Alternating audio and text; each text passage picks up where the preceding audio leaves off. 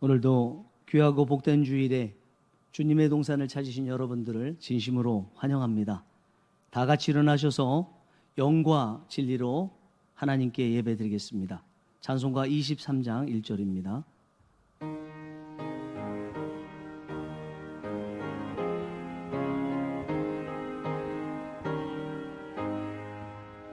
만입이 내게 있으며 그 입 다 가지고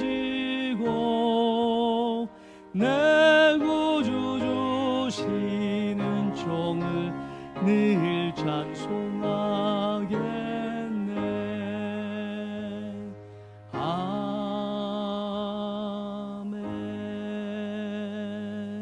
아멘.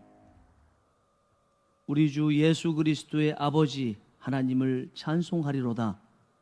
그의 많으신 긍휼대로 예수 그리스도를 죽은 자 가운데서 부활하게 하심으로 말미암아 우리를 거듭나게 하사 산 소망이 있게 하시며 썩지 않고 더럽지 않고 쇠하지 아니하는 유업을 잊게 하시나니 곧 너희를 위하여 하늘에 간직하신 것이라. 예배하는 자가 영과 진리로 예배할지니라. 아멘.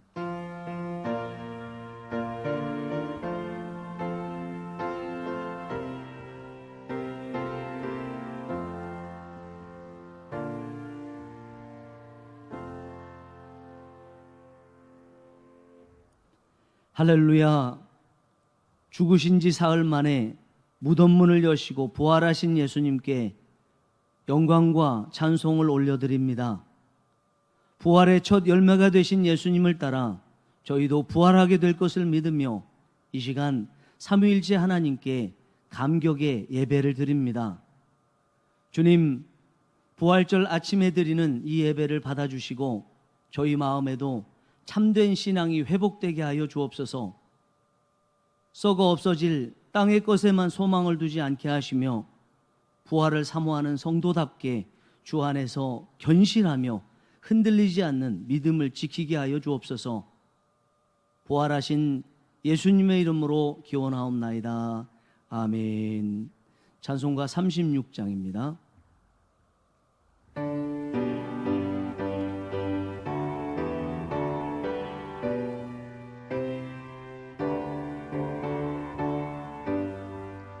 주 예수 이름 높이요 다 찬양하여라.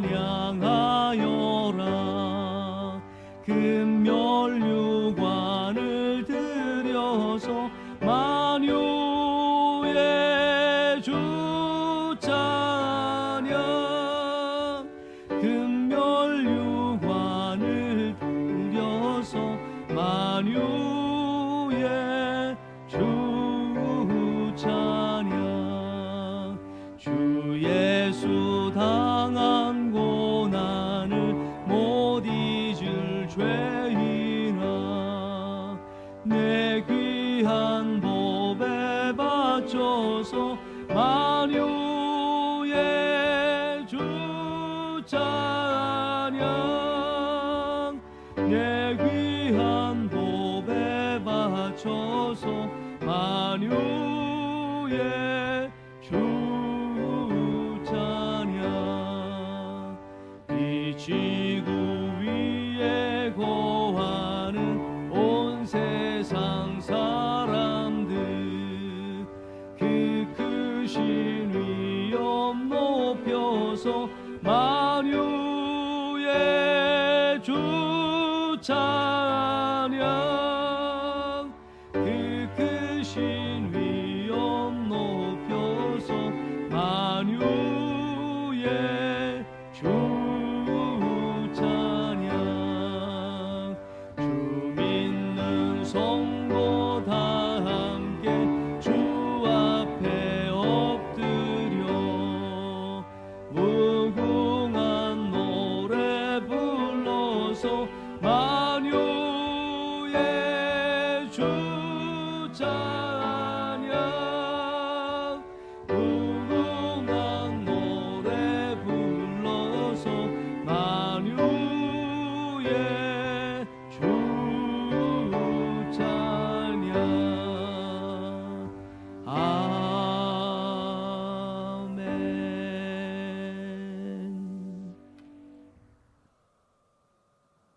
이제 다 같이 지난 한 주간 지었던 죄와 허물을 고백하는 기도를 살아계시고 지금 이곳에 임재해 계시는 하나님께 드리겠습니다. 주님, 올해도 저희에게 부활절을 맞이하게 하시고 예수 부활을 외칠 수 있게 하심에 감사를 드립니다. 그러나 주님께서 보시다시피 저희는 이 기쁘고 감사한 부활주일에 하나님 전에 함께 모여 예배드리지 못하는 아프고 슬프고 안타깝고 화나는 상황에 처해 있습니다. 주님, 정치인들은 정치인들대로 늘 그렇듯이 그리고 선거 기간으로 인해 더욱더 서로 떠넘기기에 바쁜 모습을 보이고 있습니다. 그러나 주님, 지금의 슬프고 아프고 안타깝고 화나는 상황이 있게 된 것이 어찌 정부와 국민들 때문만이겠습니까?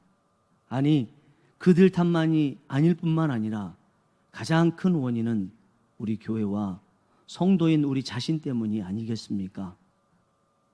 기도하지 않고 거룩하지 않고 악과 짝하며 세상의 소금도 빛도 되지 못한 저희 때문이 아니겠습니까? 주님 부활의 빛을 퇴색하게 만든 것도 저희가 아니겠습니까? 저희가 화나고 슬퍼하는 진정한 이유가 우리의 드러난 죄악의 민낯 때문이 아니겠습니까? 주님, 부활절을 부활절답게 지키지 못하게 한 저희의 영적, 도덕적 직무유기를 용서하여 주시옵소서. 십자가의 보혈의 피로 속량하여 주시고 다시 저희 자리를 지키게 하여 주시옵소서.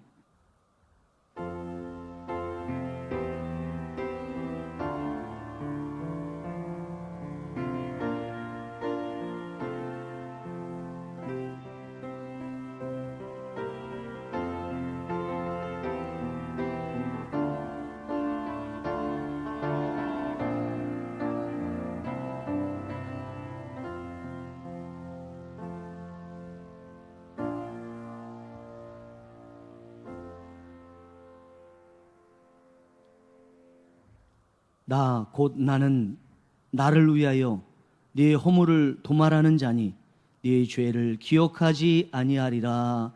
아멘. 사도신경으로 신앙을 고백하겠습니다. 나는 전능하신 아버지 하나님 천지의 창조주를 믿습니다. 나는 그의 유일하신 아들 우리 주 예수 그리스도를 믿습니다. 그는 성령으로 잉태되어 동정녀 마리아에게서 나시고 본디오 빌라도에게 고난을 받아 십자가에 못 박혀 죽으시고 장사된 지 사흘 만에 죽은 자 가운데서 다시 살아나셨으며 하늘에 오르시어 전능하신 아버지 하나님 우편에 앉아 계시다가 거기로부터 살아있는 자와 죽은 자를 심판하러 오십니다. 나는 성령을 믿으며 거룩한 공교회와 성도의 교제와 죄를 용서받는 것과 몸의 부활과 영생을 믿습니다. 아멘. 다 같이 앉으셔서 찬송가 뒤에 있는 교동문 133번 부활절 1번을 함께 교독하시겠습니다.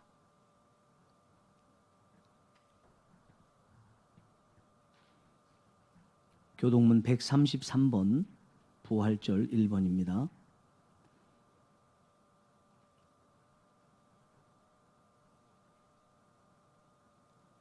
하나님께서 그를 사망의 고통에서 풀어 살리셨으니 이는 그가 사망에 매여 있을 수 없었습니다.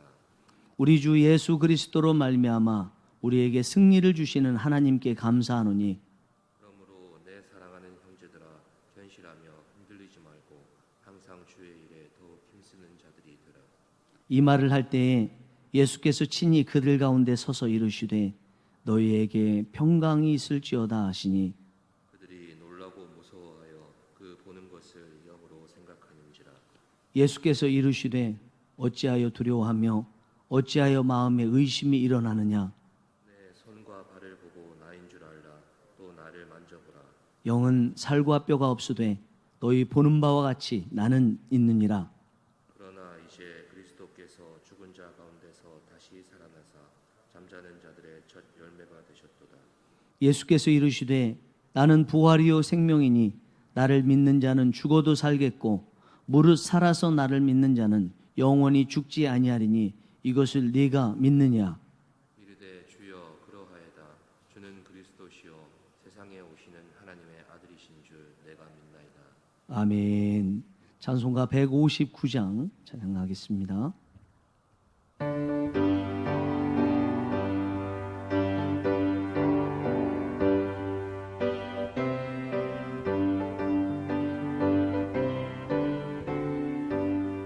기뻐 찬송하세 주님 부활했네 그 무덤의 권세 다 깨뜨렸네 찬송하고 전파하세 대속하신 주님 할렐루야 찬송하세 다시 사셨도다 기뻐 찬송하세 밝은 빛이 왔네 그 어둠의 권세 다 이기셨네 찬송하고 전파하세 대속하신 주님 할렐루야 찬송하세 다시 사셨도다 기뻐 찬송하세 주님 피를 흘려 그 속량할 값을 다 치르셨네 찬송하고 전파하세 대속하신 주님 할렐루야 찬송하세 다시 사셨도다 기뻐 찬송하세 죄를 사했으니 그 속죄한 은혜 다 찬송하세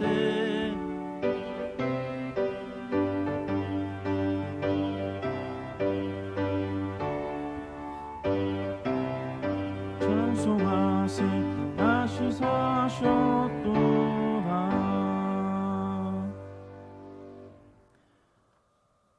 그가 모든 사람을 대신하여 죽으심은 살아계신 자들로 하여금 다시는 그들 자신을 위하여 살지 않고 오직 그들을 대신하여 죽었다가 다시 살아나신 이를 위하여 살게 하려 하심이라. 아멘. 사랑과 은혜가 풍성하신 하나님 아버지 감사합니다.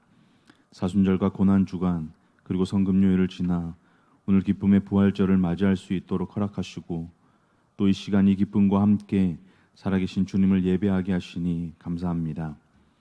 주님, 어리석인 저희는 죄와 피 흘리기까지 싸워야 하나 눈앞에 작고 작은 나의 욕심과 편함에 넘어지고 또 넘어집니다. 그렇게 하루하루를 힘겨워하며 살아갑니다. 주님을 끝까지 따르겠다고 소리쳤던 베드로처럼 저희들은 주님 뜻을 이루며 살겠다고 소리 높여 기도하지만 주님을 3번이나 부인했던 베드로와 같이 내 삶에서 내 뜻을 먼저 이루고자 주님을 부인하며 살아가기도 합니다. 이런 저희들을 다만 불쌍히 여겨주셔서 자비와 긍휼로 인도하여 주시옵소서. 주님, 오늘은 부활하신 주님의 은혜와 기쁨을 모든 교우들과 웃으며 나누고 싶지만 지금 저희들은 각자의 처소에서 예배를 드리고 있어 서로 아쉬운 마음이 큽니다. 이런 동산의 모든 가정에 이 시간 임재하여 주셔서 주님이 주시는 평안이 넘치게 하시고 찬송을 부르고 성경을 읽고 말씀을 듣는 시간마다 성령께서 함께 하셔서 기쁨이 넘치는 예배가 되게 하여 주시옵소서. 또한 영유아 유치부부터 노년부에 이르는 모든 동산의 가족들의 건강을 지켜주셔서 손끝 하나 상하지 않는 은혜를 베풀어 주시고 특별히 어르신들의 육신 가운데 힘주셔서 마지막까지 주님을 섬기기에 부족함이 없도록 주님 도우시고 인도하여 주시옵소서. 하나님, 계속되고 있는 코로나19의 위협으로부터 이 나라와 더 나아가 이 세계를 지켜주시고 이 일로 고통받는 모든 이들에게 하나님의 은혜와 평안을 허락하여 주시옵소서. 코로나19 때문에 고통과 죽음의 문턱에 있는 상황일지라도 부활의 산소망을 잃지 않게 하옵소서. 끝내 긴 어둠의 터널을 지나면 마침내 빛이 있고 새로운 길이 있음을 미리 보게 하여 주시옵소서. 바라옵기는 하루속히 이 상황이 종료되어 모든 일상이 회복되고 그리고 안일하고 나태한 마음을 회개하고 이웃의 소중함을 알게 하시고 우리의 마음과 정신이 따뜻함을 잃지 않게 인도하여 주시옵소서. 주님, 오늘도 목사님의 입술을 통하여 선포되는 말씀을 듣습니다. 듣는 내내 우리의 영적인 귀가 열리게 하시고 그 말씀을 듣고 깨달을 수 있는 지혜도 허락하여 주시옵소서. 말씀을 귀로만 듣고 흘려보내지 않고 마음에 담겨 우리 삶에 깊이 배이고 자연스레 삶에서 드러나게 인도하여 주시옵소서. 말씀 전하시는 목사님, 영육 간의 강건함을 더하시고 성령의 충만함을 담대히 주님의 말씀을 선포하게 하옵소서. 특별히 말씀을 준비하시는 모든 시간에 주님 간섭하여 주시고 또 피곤치 않게 인도하여 주시옵소서. 이 시간 예배의 처음과 끝을 모두 주님께 맡겨드리며 이 모든 말씀 부활의 첫 열매가 되시고 여전히 살아 역사하시는 예수님 이름으로 기도합니다. 아멘.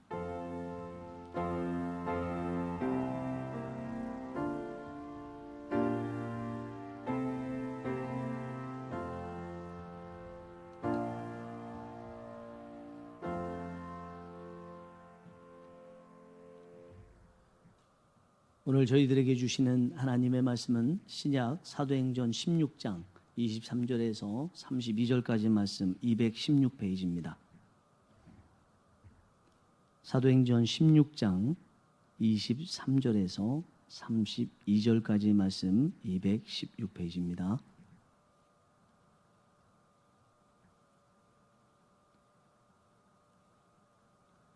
한 절씩 교독하겠습니다.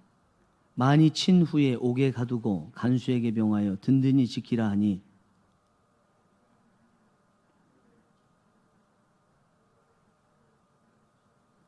한밤중에 바울과 실라가 기도하고 하나님을 찬송하며 죄수들이 듣더라.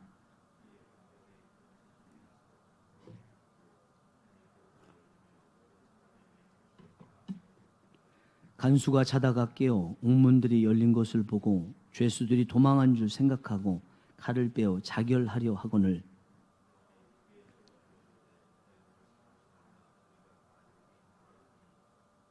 간수가 등불을 달라고 하며 뛰어들어가 무서워 떨며 바울과 실라 앞에 엎드리고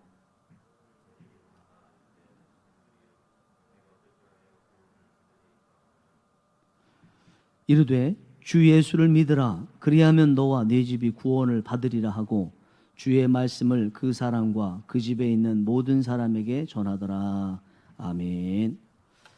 오늘은 부활절, 부활주일을 맞이해서 특송하기가 어려운 상황이지만 우리 목회자들이 열악한 상황 가운데서도 하나님께 특별 찬양을 드리고자 하는 마음으로 특별 찬양을 드리겠습니다.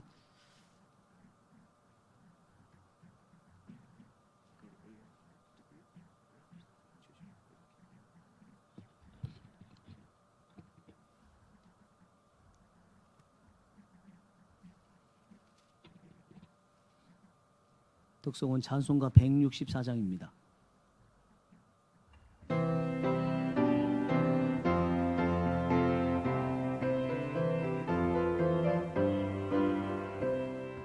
예수 부활했으니 할렐루야. 만민 찬송하여라. 할렐루야.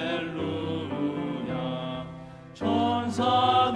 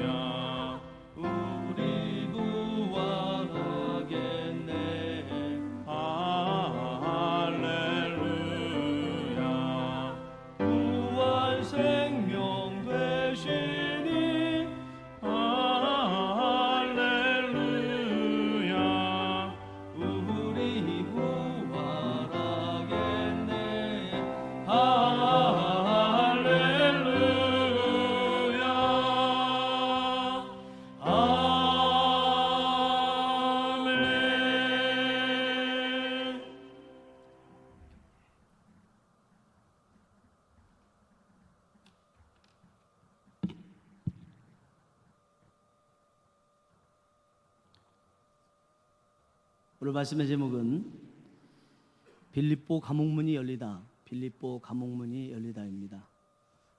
우선 찬양에 여러분들 소리가 얼마나 잘 들렸는지 모르겠지만 은혜가 되시길 원합니다. 들리는 것 떠나서 우리 목회자들이 하나님께 드리고자 하는 마음을 여러분들께서도 보시고 은혜가 되는 은혜 있기를 원합니다. 할렐루야, 예수님 부활하셨습니다. 지난 사순절 40일 동안 고난주간도 보내시고 여러 가지 고난에 동참하시느라 얼마나 고생이 많으셨습니까? 엎친 데 겹친 격으로 코로나19 사태도 있어서 교회에 모이지도 못하고 지낸 지가 벌써 6주가 되었어요. 6주가. 제가 이 코로나19 사태로 모이지 못하면서 제일 안타까워했던 것 중에 하나가 우리 성도님들 병원에 입원하신다고 하는데도 병원에 가지 못하는, 신방 못하는 것이었습니다. 이것을 제가 설교를 한번 했더니 우리 방송 간사님이 그것을 들으시고 목사님 그러면 영상 신방 한번 하시죠. 그래서 지난 금요일에 영상 신방을 영상으로 찍었습니다. 여러분 아마 전반적으로 보셨을 거라고 생각합니다. 이제 사순절과 그중 마지막 고난주일까지, 주간까지 다 지나고 부활주일을 맞이하게 됐습니다. 이제 고난을 뒤로하고 주님의 부활에 맞게 우리도 기뻐하고 즐거워할 때가 되었습니다. 기독교인에게 허락된 범위 안에서 여러분들께서 마음껏 드시고 마음껏 하시고 싶은 거 하시고 즐기실 수 있는 은혜가 있기를 원합니다. 그러나 여전히 부활절이 됐음에도 교회에서 함께 예배드리지 못하는 안타까움이 있습니다. 부활절이니 무조건 모여서 예배 드려야 되겠다라는 생각을 했었는데 지금까지 저희가 정부에서 위험하다고 하는 그 소식 따라서 지키고 왔다가 부활절이라서 모인다는 것은 맞지 않겠다 생각을 하고 결국은 오늘도 모이지 않기로 결정을 하고 모이지 않게 되었습니다.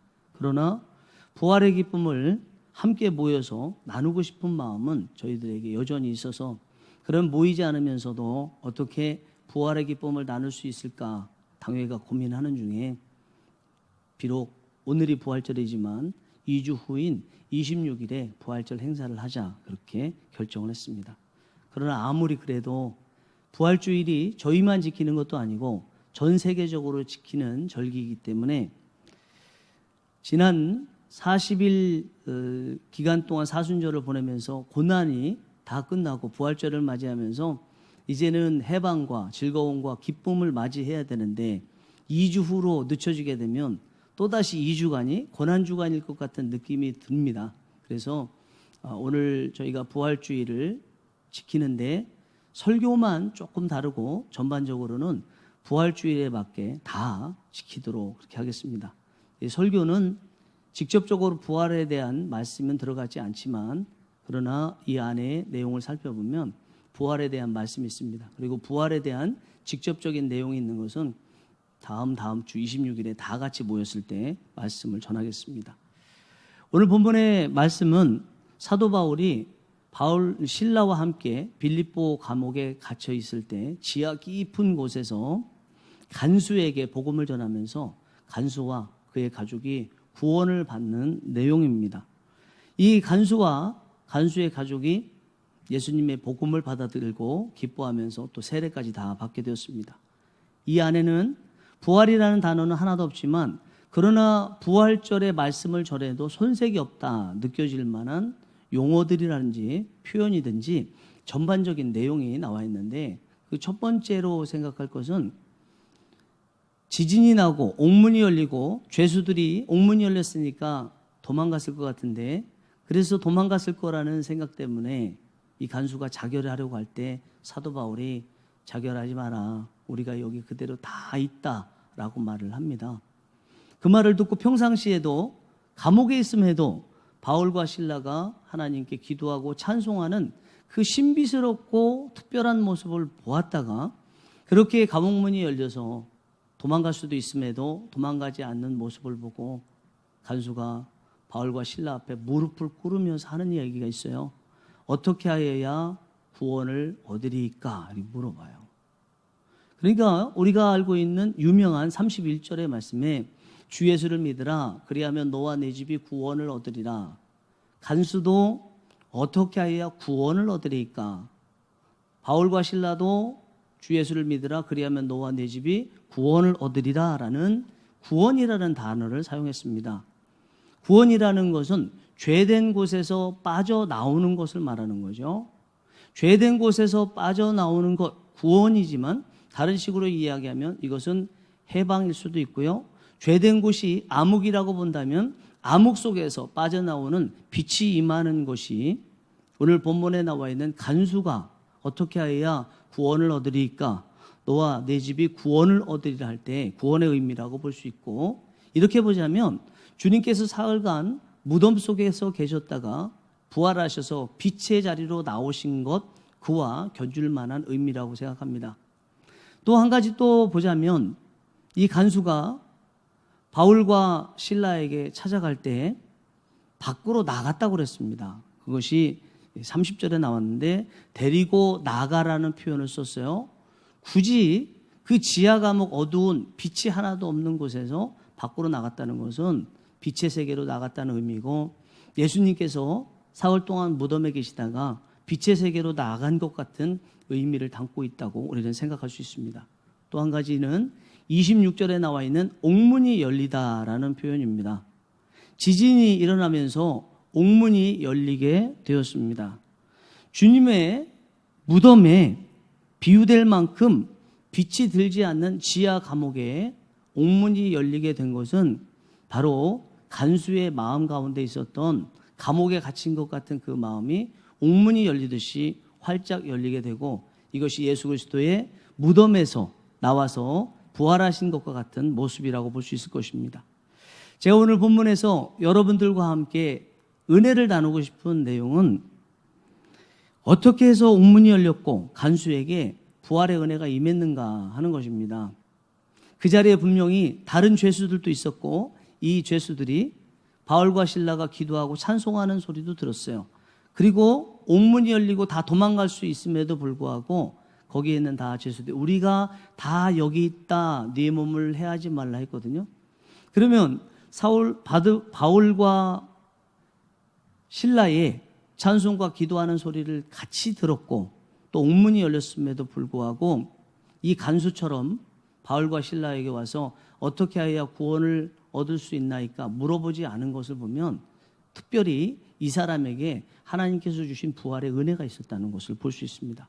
어떻게 이런 은혜가 있었을까? 첫 번째는 이 간수가 자신이 죄인이라는 것을 깨달았기 때문입니다. 바울과 실라는 빌립보 지하 깊은 감옥에 있으면서도 찬송하며 기도했습니다. 그것을 다른 죄수들과 간수도 들었습니다. 간수는 그런 그들의 모습을 보면서 큰 지진이 나고 옥문이 열렸는데도 도망가지 않는 바울과 실라에게 30절에서 어떻게 하여야 구원을 얻을 수 있는지 묻습니다. 그의 마음에는 이미 죄인으로서의 마음이 자리 잡고 있었습니다. 그는 겉으로는 죄인들을 관리하는 간수였지만 실상은 그도 죄인이었던 것입니다. 반면에 바울과 실라는 죄인의 모습으로 감옥에 갇혀 있었지만 실제로는 죄인이 아니었고 특별히 영적으로는 전혀 죄인이 아니었습니다. 간수는 바울과 실라의 모습을 보면서 자기 자신의 모습을 봤습니다. 바울과 실라의 빛의 모습을 보면서 예전에 온전히 깨닫지 못하던 자신의 어두운 모습을 보았습니다. 자신이 죄인이 아니라고 생각했다가 바울과 실라의 모습을 보면서 죄인이라는 것을 깨닫게 되었습니다. 그러면서 죄로 인해 두려움을 갖고 살아가는 자신의 모습을 보면서 이제 이들을 통해서 어떻게 구원을 받아야 될지 알아야 되겠다고 생각을 했습니다. 주님은 본인이 죄인이라는 것을 알고 있는 사람들에게 오십니다. 용기를 내어서 내가 죄인입니다 고백을 하든 내적으로 죄인의 마음으로 죄사함을 받기를 갈급해 하든 어떤 마음이든 죄인이라는 마음을 가지고 있는 사람들에게 우리 하나님께서는 그 사람에게 찾아오시게 됩니다. 주님이 찾아오시기 제일 어려운 사람이 있습니다. 적당히 의인인 사람입니다. 어느 정도 성경 지식도 있고 덕망도 있습니다. 굳이 따져보지 않으면 이렇게 보면 이 사람은 의인 같다. 별로 잘못한 것도 없는 사람, 이런 사람들이 주님께서 찾아오시기 참 어려운 사람들입니다. 모태신앙이 제대로 신앙을 갖지 못하는 이유, 반대로 그랬다가 신앙을 갖게 되는 이유도 비슷합니다. 자신이 죄인이라는 것을 깨닫지 못하다가 어느 순간 계기가 되어서 죄인이라는 것을 깨닫게 될 때, 그때 모태신앙이 제대로 신앙을 갖게 되는 거죠. 어릴 때부터 교회 다니고 예배 드리고 헌금 드리고 수련회 다니고 기독교 안에서 해야 될 것을 다 하다 보니까 자신이 구원받은 줄 알았습니다. 수많은 목사님들의 설교를 통해서 구원받을 사람들의 그 의의 수준의 그 범위를 들으면서 가장 느슨한 낮은 수준으로 자기 자신의 모습을 빗대면서 이 정도면 나도 구원받겠지 이렇게 생각하면서 구원받은 걸로 치고 계속 왔던 것입니다. 그러다가 어떤 계기가 됐을 때 지금까지 자기 자신이 의인이 아니었고 죄인이었다는 것을 깨닫게 되죠.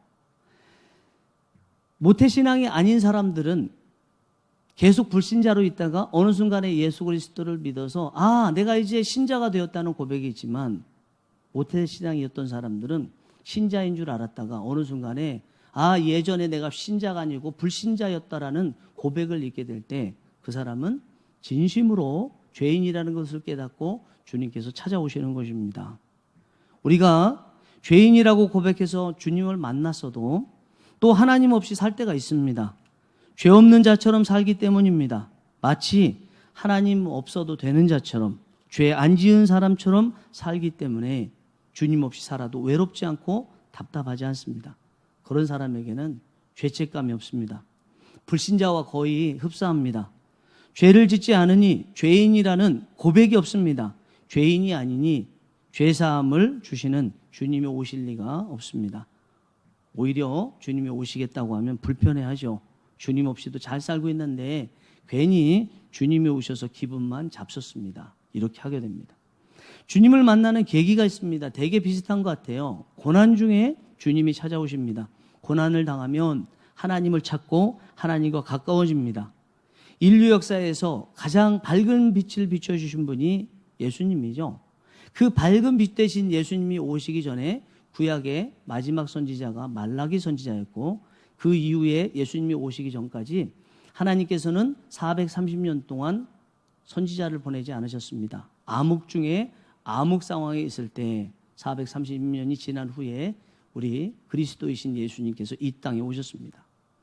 종교개혁의 복음의 빛을 밝히고 성경의 빛을 밝혔던 시기도 중세 암흑기에 전혀 빛이 없는 어둠과 같은 상황에 있을 때, 그때 종교개혁이 일어나고 성경이 온전히 해석되면서 주의 말씀이 빛이 되게 되었습니다.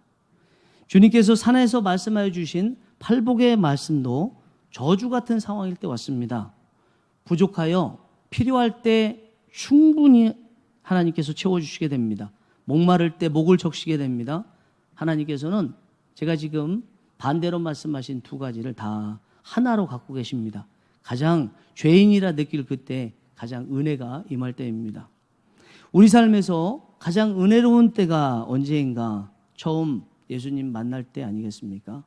예전에 깨닫지 못했던 내 자신이 죄인이라는 것을 철저하게 깨닫고 오열하며 하나님 앞에 죄 용서를 구할 때, 그때가 주님께서 찾아오셨고 우리 인생에서 그것을 첫사랑이라고 고백하면서 그때를 그리워하게 됩니다. 주님께서 찾아오실 때는 우리가 죄인이라는 것을 고백할 때라는 것입니다.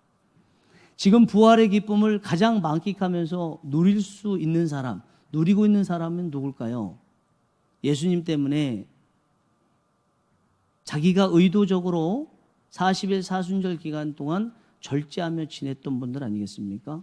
먹을 것 덜 먹고 인터넷 절제하고 커피 절제하고 그 외에 많은 것을 주님 때문에 절제했던 사람들, 그런 분들이 절제 끝난 후에 해방의 역사와 같이, 빛의 역사와 같이 주님께서 부활하셨다는 이 소식, 그 소식을 들을 때 누구보다도 기뻐하고 감사하는 삶을 누리게 될 것이라고 생각합니다. 예수님 때문에 가장 어두운 기간을 보내신 분들일 것입니다. 특히 금요 심야 기도에서 회개의 말씀 또 회개의 찬양 기도를 했는데 그 금요 심야 기도에 들어와서 함께 회개하며 찬양하고 회개하며 기도하고 회개하며 말씀 들으면서 내가 정말 죄인 중에 괴수라 이것을 느끼게 된 분들이라면 그런 분들과 같은 분들은 예수님의 부활이 정말 기쁘고 즐겁고 할렐루야를 외칠 수 있는 계기가 된다고 생각합니다. 여러분, 만약에 여러분들께서 사순절 기간을 죄인처럼 보내셨다면 예수님 때문에 예수님의 고난에 맞추어서 힘들고 어렵게 보내셨다면 여러분들은 오늘 주님의 부활, 예수 부활의 기쁨을 누릴 자격이 있습니다. 두 번째는 그런 글을 하나님께서 살펴보셨습니다. 하나님은 자신이 죄인이라고 생각하던 간수를 눈여겨 보셨습니다. 그래서 바울과 실라를 보내셨습니다. 지진을 일으키시면서까지 그가 죄를 깨닫고 바울과 실라에게 복음을 듣게 하셨습니다. 하나님의 관심은 이 간수 한 영혼에게 있으셨습니다. 베드로도 오늘 본문에 나와 있는 사도 바울과 비슷한 경험을 했죠. 복음을 전하다가 감옥에 갇히게 되었습니다. 하나님께 다 맡기듯이 잠을 자고 있을 때 하나님께서 보내신 천사가 와서 깨우고 베드로를 데리고 밖으로 나갔습니다. 베드로가 풀려나게 된 것입니다. 그러면 하나님께서 천사를 왜 보내셨을까요? 그 대답은 누구나 다 쉽게 알 수 있죠. 베드로를 감옥에서 내보내기 위해서 하나님께서 천사를 보내셨습니다. 그렇다면 오늘 본문에 나와 있는 비슷한 상황의 말씀에서 하나님께서는 왜 바울과 실라가 있고 간수가 있고 다른 죄수들이 있는 그곳에 지진을 일으키셨을까요? 결국 그 지진으로 인해서 바울과 실라가 감옥에서 나오지 않은 것을 보면 하나님의 관심이 바울과 실라에게 있었던 것이 아니라는 것을 우리는 느낄 수 있습니다. 하나님의 관심은 바울과 실라가 아니라 간수에게 있으셨던 것입니다. 그 간수를 죄의 감옥에서 구원해 내시기 위해서 바울과 실라를 보내셨던 것입니다. 그 결과 이 간수는 영적으로 어두운 감옥에서 나와서 생명의 빛 되신 예수님을 만나고 영생을 얻게 되었습니다. 죄악된 어두운 삶을 터뜨리고 새로운 빛의 삶으로 부활하게 되었습니다. 하나님은 우리 한 사람 한 사람을 눈여겨보시는 줄 믿습니다. 눈을 떼지 않고 우리를 바라보시면서 우리를 다 아시는 줄 믿습니다. 시편 139편 9절 10절에 시인이 이렇게 고백합니다. 내가 새벽 날개를 치며 바다 끝에 가서 거주할지라도 거기서도 주의 손이 나를 인도하시며 주의 오른손이 나를 붙드시리이다 라고 고백합니다. 하나님은요, 우리가 어디에 있는지 다 아시면서 우리를 눈여겨보시고 때로는 우리에게 필요한 것을 공급해 주신다는 말씀입니다.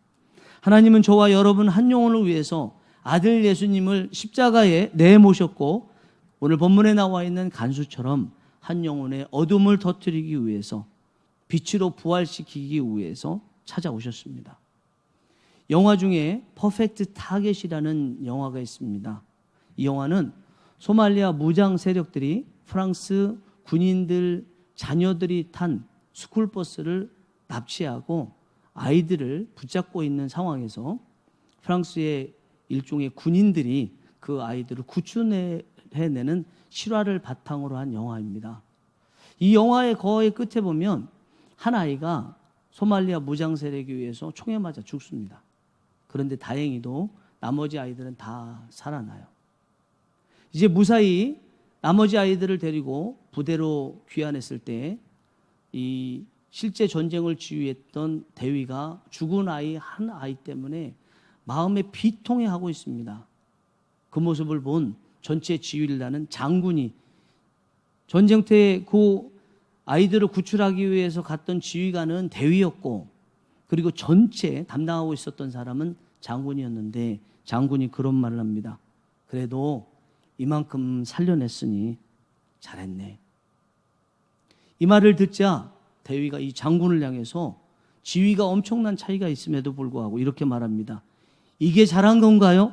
죽은 아이 엄마에게도 그렇게 말씀하시겠습니까? 한참 아랫사람의 대위이지만 장군은 그의 말이 너무나 타당하기 때문에 말 한마디도 못합니다. 저는 이 영화를 보면서 대위와 장군의 관점 차이를 느꼈습니다. 차이가 크구나. 장군의 관점은 사람을 숫자로 보는 것이고 대위의 관점은 사람을 생명으로 보는 것이구나. 어쩌면 장군도 주님께서 마태복음 16장 26절에서 온 천하를 얻고도 내 목숨을 잃으면 무엇이 유익하리요 하셨던 한 영혼이 천하보다 귀하다라고 우리가 별칭을 붙이는 이 말씀을 알고 있었을지도 모릅니다. 그럼에도 불구하고 알았더라도 실제 한 영혼을 천하보다 귀하게 여기게 될 그 순간에 그것을 잊고 있었습니다. 물론 이해할 수 있습니다. 잊을 수도 있죠. 그러나 잊을 수도 있다고 이해는 할 수 있을지 모르지만 절대로 하지 말아야 될 것은 영혼을 숫자로 취급하는 것입니다. 부활하신 주님은 도마가 주님의 부활을 믿지 않게 되자 제자들이 있는 곳에 주님께서 찾아오셔서 도마만 따로 부르셨습니다. 그리고 도마가 예수님을 믿도록 하셨습니다.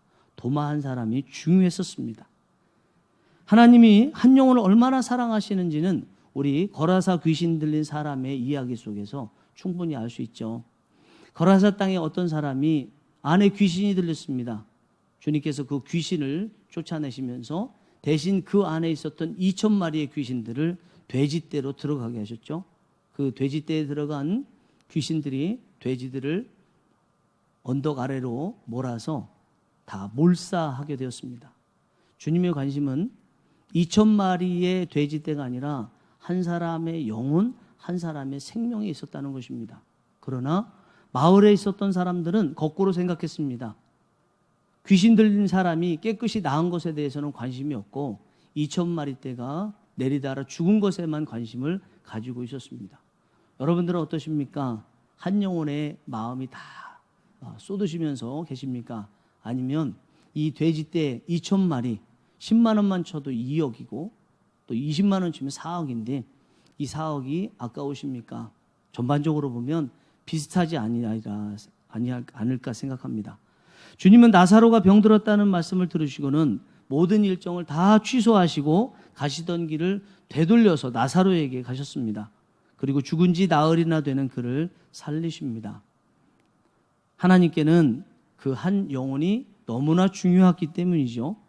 요한복음 11장 6절 7절에 나사로가 병들었다 함을 들으시고 그 계시던 곳에 이틀을 더 유하시고 그 후에 제자들에게 이르시되 유대로 다시 가자 하시니 주님은 숫자로 사람을 판단하지 않으시고 한 영혼을 소중히 여기신다는 것을 이 말씀 통해서도 우리는 느낄 수가 있습니다. 본문의 간수는 자신이 죄인들을 관리하는 간수이지만 실상 자신이 죄인인 것을 깨닫고 바울을 통해서 복음을 받아듣고 어둠을 터뜨리고 부활하는 사람이 되었습니다. 그리고 실제 삶에서도 어둠에서 나와 부활한 사람처럼 변하게 되었습니다. 이후에 가족이 세례를 받고 가족이 모두 기뻐하는 역사가 오늘 본문으로 삼은 다음 절인 33절과 34절에 나와 있습니다. 예수님의 부활이 나의 부활이 된 사람의 특징이 뭘까요? 그 증거가 무엇일까요? 삶에서도 예수님의 부활이 이루어지는 사람으로 산다는 것입니다. 예수님 믿어서 주님께서 재림하셔서 부활하시게 되는 그 사람의 특징, 증거가 무엇일까요? 본문의 간수처럼 삶에서 부활한 자의 모습으로 살아가는 것입니다. 그리고 본문의 간수가 가족에게도 이 복음을 전하고 함께 예수님 믿는 믿음을 나누었던 것처럼 부활절에 우리가 부활할 성도들은 이 세상 사는 동안 주위 사람들과 부활의 기쁨을 함께 나누면서 살게 됩니다. 예수님이 죽음을 이기시고 부활하셨을 때 살아있는 제자들 또 여인들 같은 많은 사람들에게 실제적으로 현실에서 기쁨을 주셨습니다. 부활의 증거는 지금 나타나야 하고 함께 지금 나누어야 합니다. 오늘날 예수 부활이 우리 영혼 부활과 삶의 부활과 지역 사람들의 부활로 이어져야 된다고 생각합니다. 특히 코로나19로 인해서 어둠과 같은 지금 우리 주님의 부활이 교회와 성도들만의 부활이 아니라 불신자들에게도 소금과 빛이 되어야 한다고 생각합니다. 오늘 오후 2시에 진주시 기독교 총연합회 주관으로 진주시 부활절 연합 예배를 갈릴리 교회에서 인터넷 예배로 드립니다. 많이 참여해 주시기 바라겠습니다.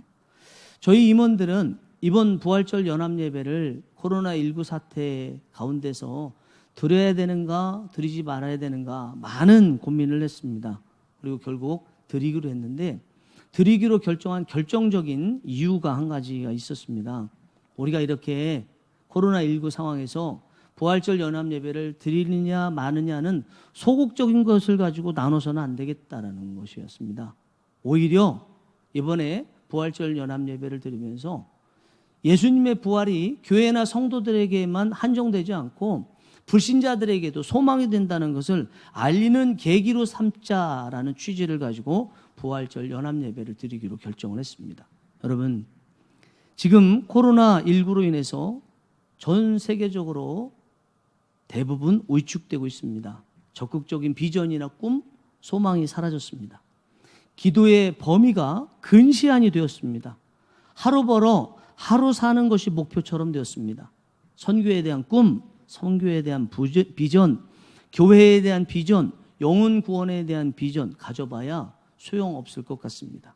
여러분, 지금 우리의 싸움은 어떻게 이 상황을 극복하느냐 싸움일 것 같습니다만 사실 오늘날 저희의 싸움은 꿈싸움입니다. 누가 이런 상태에서도 꿈꾸느냐의 싸움입니다. 누가 이런 상태에서도 비전을 갖느냐의 싸움입니다. 꿈꾸는 자가 이기게 되어 있습니다. 꿈을 꾸지 않으면 망합니다. 성경에도 꿈이 없으면 백성이 망한다고 말씀하고 있습니다. 물론 우리 한글 성경에는 그런 구절이 없습니다만 잠언서 29장 18절을 보시면 묵시가 없으면 백성이 방자히 행하거니와 율법을 지키는 자는 복이 있느니라. 여기에 꿈 내용 없죠. 그러나 이 말씀을 흠정역이라고 하는 킹 제임스 버전으로 보면 영어로 제가 한번 읽어드리겠습니다. 이렇게 되어 있습니다. Where there is no vision, the people perish. 이렇게 되어 있습니다.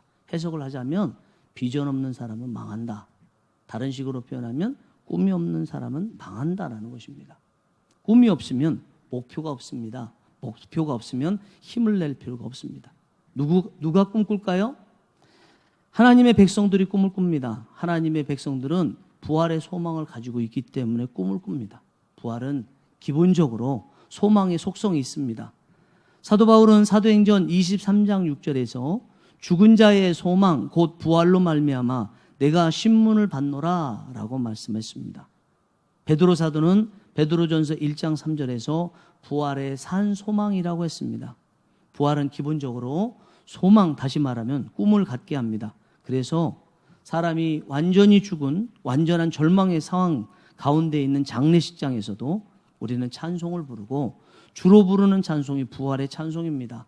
그리고 장례식장에서 전하는 말씀 성경 구절도 부활과 관련된 성경 구절이고 그것으로 말씀을 전합니다. 원래 오늘 예배드리는 진주시 기독교 청년합회 주관으로 드리는 부활절 연합예배도 무덤에서 드리려고 했습니다.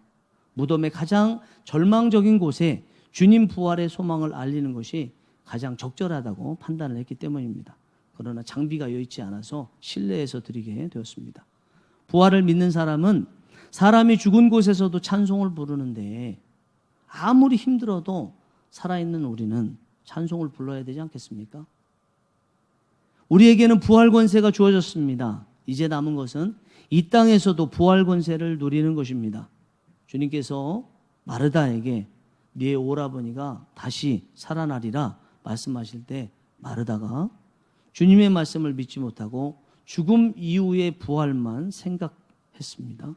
그러자 주님께서 나는 부활이요 생명이니 나를 믿는 자는 죽어도 살겠고 무릇 살아서 나를 믿는 자는 영원히 죽지 아니하리니 이것을 네가 믿느냐? 요한복음 11장 25절과 26절에서 말씀하시면서 그 자리에서 죽은 지 나흘이나 된 나사로를 살리셨습니다. 죽음 이후에 살리신 것이 아니라 현실 세계에서 살려주셨습니다. 주님은 우리가 지금 당장 부활 권세를 누리기를 원하십니다. 이미 주어진 부활 권세를 가지고 꿈을 꾸기를 원하십니다. 기도도 부활 권세의 꿈에 기도를 하기를 원하십니다. 꿈의 전쟁에서 승리하기를 원하십니다. 자신뿐만 아니라 우리를 통해 사람들의 감옥문도 열어주기를 원하십니다. 여러분 꿈꾸십시오. 부활의 능력으로 꿈이 있는 기도하십시오. 옥문이 열리게 될 줄 믿습니다. 함께 기도하겠습니다. 이 시간 지난 사순절 기간 동안 저희들과 함께 하시면서 주님의 고난에 동참하면서 어려웠지만 겉사람은 후패하지만 속사람은 새로워지는 것처럼 은혜를 주심에 감사를 드립니다. 주님의 고난을 생각하면서 절제했는데 이제는 부활에 맞춰서 기독교인에게 허락된 한에서 저희들 마음껏 기뻐할 수 있게 하심에 감사를 드립니다.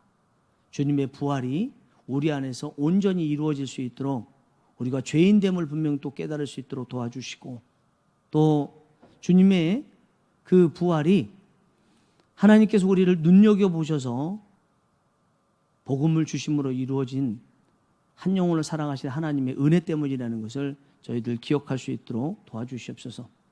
이 부활이 우리 삶에 실제 일어날 수 있도록 도와주시고 지금은 부활이 현재 우리 실제 삶에서 이루어지기 위해서 어려운 상황이지만 현실만 바라보지 않고 미래에 소망을 가지고 꿈꾸고 기도해야 될 때라는 것을 믿고 저희들 꿈을 꿀 수 있도록 도와주시옵소서. 부활의 권세가 온전히 저희들에게 이루어지고 또 누릴 수 있도록 도와주시옵소서. 함께 기도하겠습니다.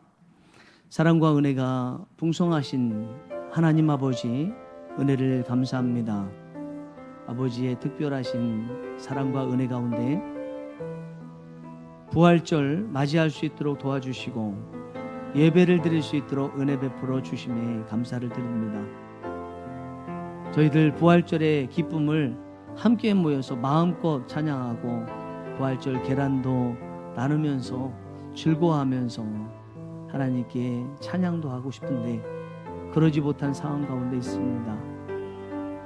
그래도 저희들에게 부활의 소식을 막을 자는 아무도 없습니다. 저희의 마음 안에 주셨던 그 부활의 소식이 우리의 어두운 것을 다 사라지게 하고 지금 현실의 삶에서 누리게 하는 줄 믿습니다.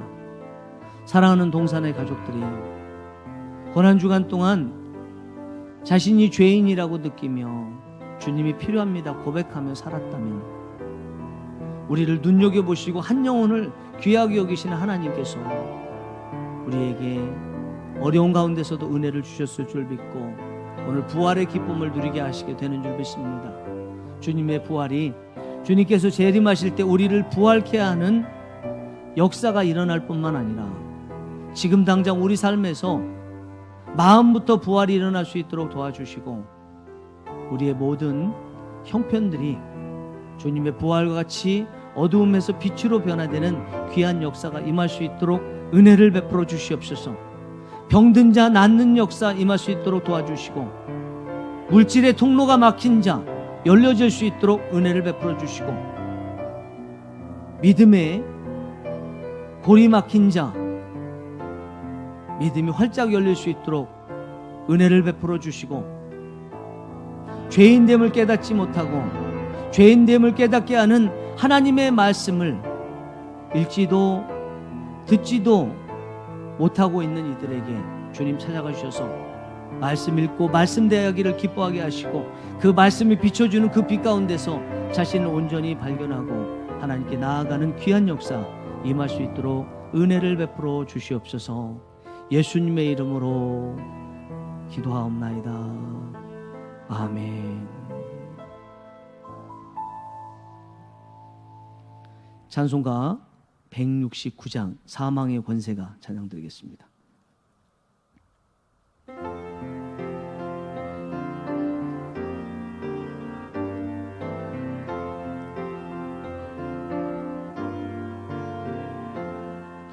사망의 권세가 주님 가두나 예수님 일어나 부활하셨네. 부활하신 주 승리하셨네. 할렐루야 할렐루야 할렐루야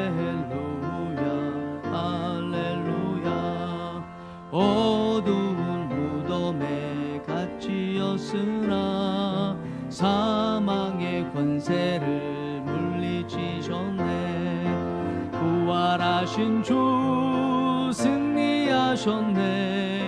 할렐루야 할렐루야 할렐루야 할렐루야. 우리의 죄사슬 풀어주시고 자유를 주시니 영생이로다. 부활하신 주 승리하셨네. 할렐루야 할렐루야 할렐루야 할렐루야. 주 싸움 끝내고 승리하시니 부활의 우리 주 영광이로다. 부활하신 주 찬양할지라. 할렐루야 할렐루야 할렐루야 할렐루야.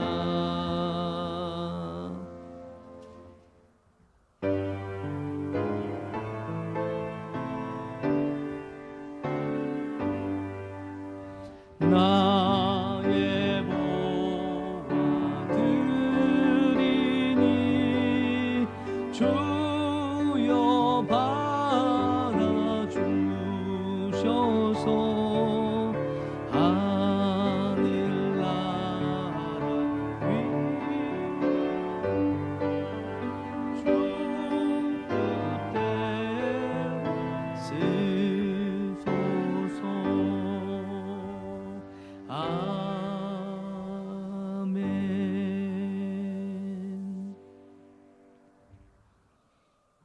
사랑과 은혜가 풍성하신 하나님 아버지, 오늘 예배를 허락하여 주시되 주님께서 부활하신 기쁨으로 예배드릴 수 있도록 은혜 베풀어 주심에 감사를 드립니다. 지난 사순절 기간을 은혜 가운데 절제할 수 있고 그것을 완성할 수 있도록 은혜 베풀어 주심에 감사를 드립니다.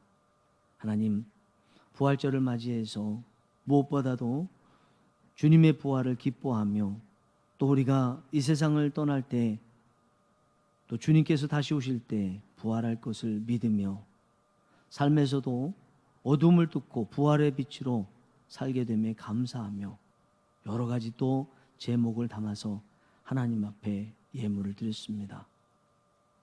역대상 29장 12절에 부와 귀가 주께로 말미암고 라고 말씀했습니다. 하나님께서 부요함과 귀함에 주인 되어 주셔서 저희들에게 부하기를 허락하여 주셔서 감사하는 마음으로 예물을 드릴 수 있게 하여 주시고 나눌 수 있도록 은혜 베풀어 주심에 감사를 드립니다. 하나님께서 11조를 드리는 이들에게는 하늘을 여시고 복을 쌓을 곳이 없도록 붙지 아니하나 보라 말씀하셨습니다. 드리는 기쁨이 저희들에게 충만할 수 있도록 은혜를 베풀어 주시옵소서. 어렵고 힘든 가운데 하나님께서 변별력 있게 보시는 하나님을 향한 감사의 예물이 저희들 손길에서 늘 끊이지 않도록 은혜를 베풀어 주시옵소서. 예수님의 이름으로 기도하옵나이다. 아멘. 이제는 사흘간의 죽음을 이기시고 부활하신 우리 주 예수 그리스도의 은혜와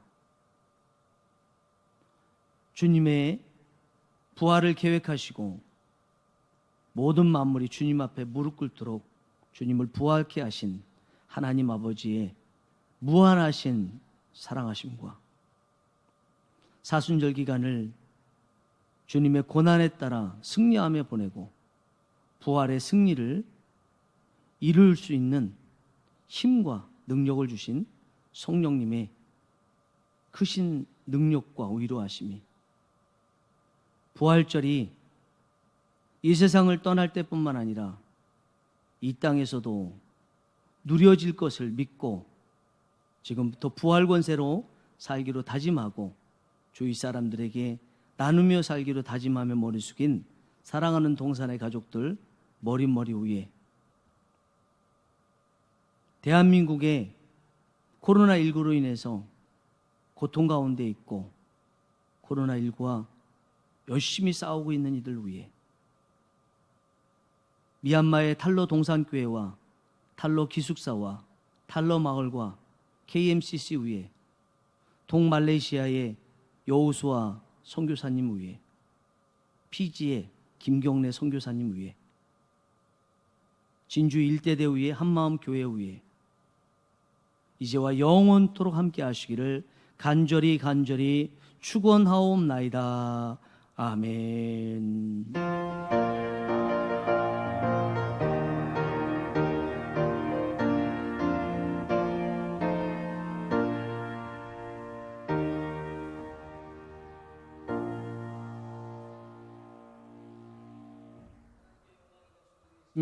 하나님께 영광의 박수 드리겠습니다.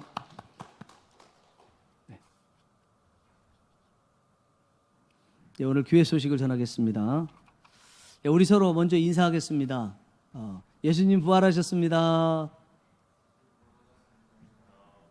네, 감사합니다. 저기 또 우리 이 시간에 먼저 우리 서로를 축복하면서 축복성 부르고 그리고 교회 소식을 전하겠습니다. 당신은 소중한 사람, 다시 한번 생각하면서 부르겠습니다.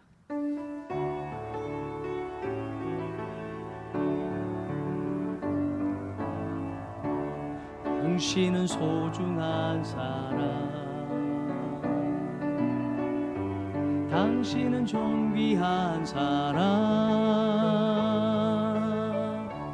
이 세상에 하나뿐인 당신은 내게 너무나도 소중한 사람, 그런 당신을 사랑해요. 그런 당신을 축복해요. 사랑받기에 합당한 당신을 주의 이름으로 사랑합니다. 아멘. 네.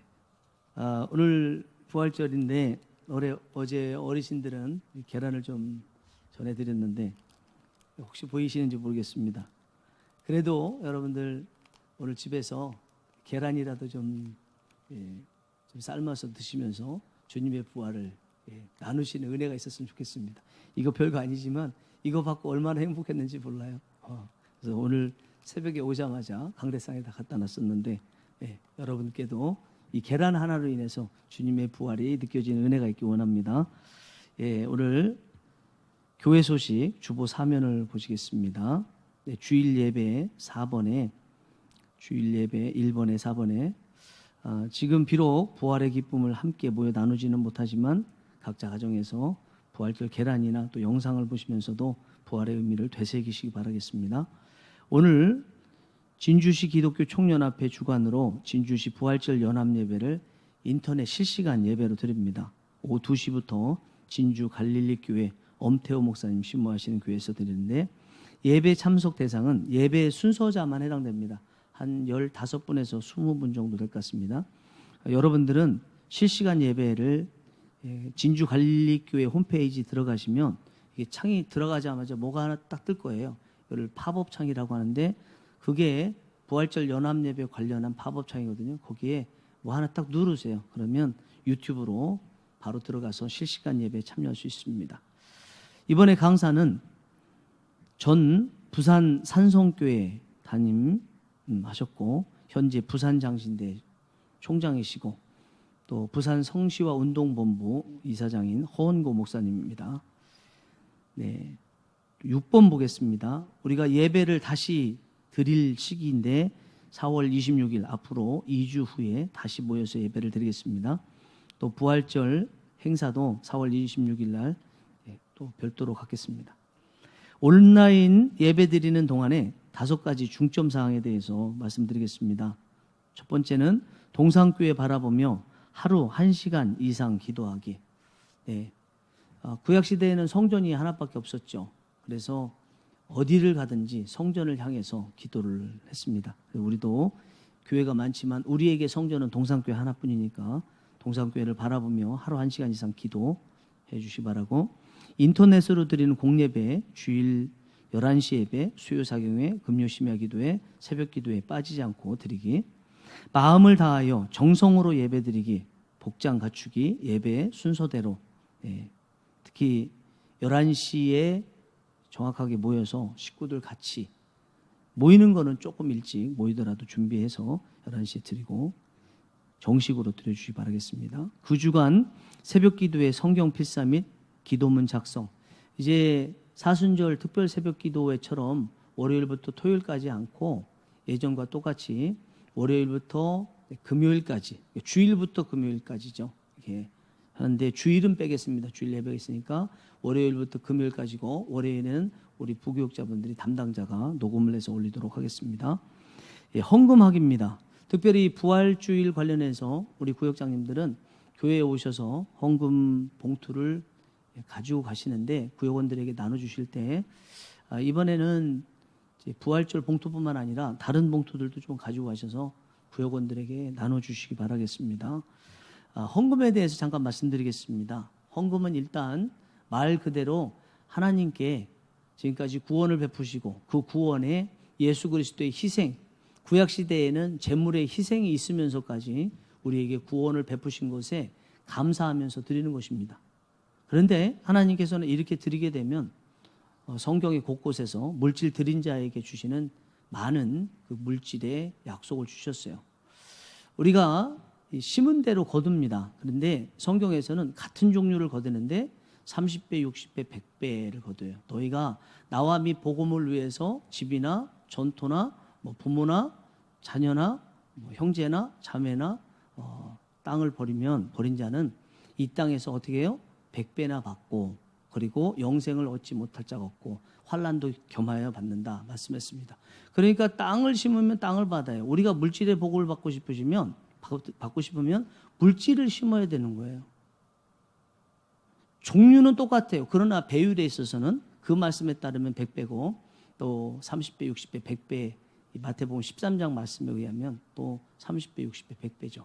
그래서 여러분들 이 헌금이 일단은 하나님께 감사하며 드리는 것이다라는 것을 기억하시고 그에 따라서 하나님이 주시는 또 받기만 하시는 분이 아니다. 또 한 가지는 헌금은 하나님께만 드리는 것이 아니고 우리 교회를 운영하는 데 쓰고 또 교회 운영한다는 것은 손을 펼쳐서 다른 사람들에게도 나눠주기 때문에 다른 데에 도와주는 데도 쓰이죠.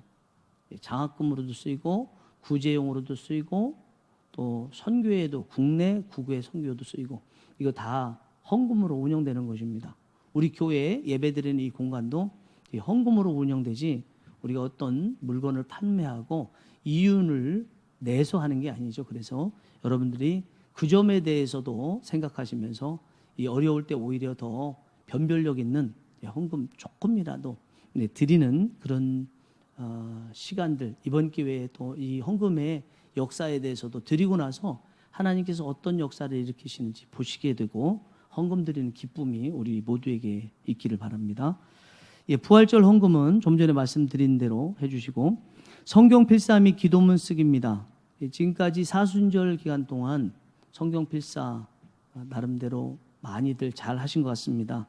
처음 하신 분들 은혜였다고 말씀하신 분들 계시고 그래서 이거는 인터넷 예배 기간뿐만 아니라 계속 이어가겠습니다. 그 필사할 본문은 새벽 기도의 본문으로 하시면 되겠습니다. 그리고 기도문도 쓰시고 하시면 되겠습니다. 네. 또 한 가지 광고를 드리겠습니다. 진주시 기독교 총연합회 주관 진주시 부활절 연합예배 오늘 예배 드리고 나서 내일 오후 12시 5분 그러니까 점심 시간 5분 지난 다음에 CBS에서 94.1MHz에서 라디오로 방송이 됩니다. 예, 그리고 이제 사흘 후면 뭐가 있어요? 선거가 있죠. 예. 여러분 다른 거는 뭐 말씀드리지 않겠습니다.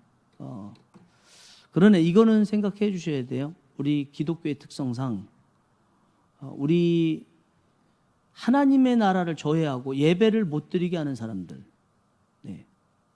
공산주의를 표방하는 사람들, 이런 사람들에게는 의석이 돌아가면 안 됩니다. 교회 큰일 납니다. 정말 이번에는. 네.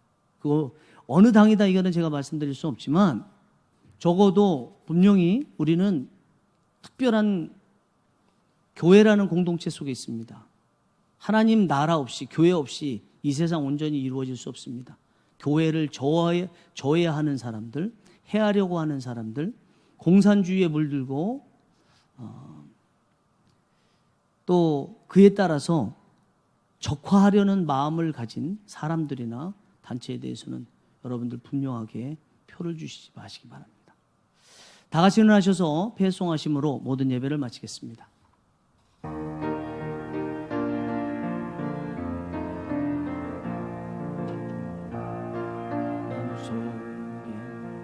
밝게 빛나는 주를 향한 사랑 빛이 있네.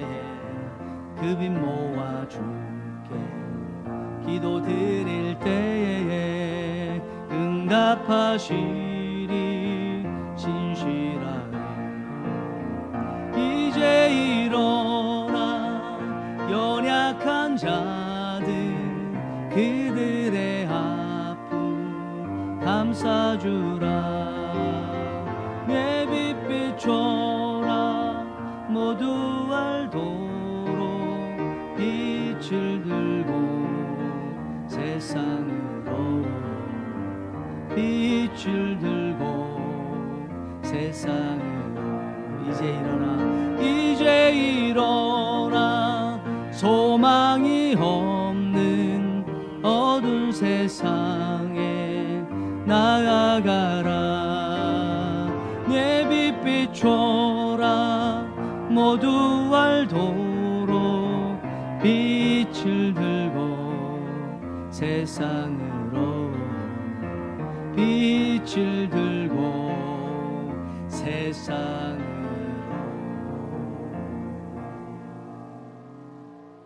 은혜 중에 안녕히 돌아가시기 바랍니다.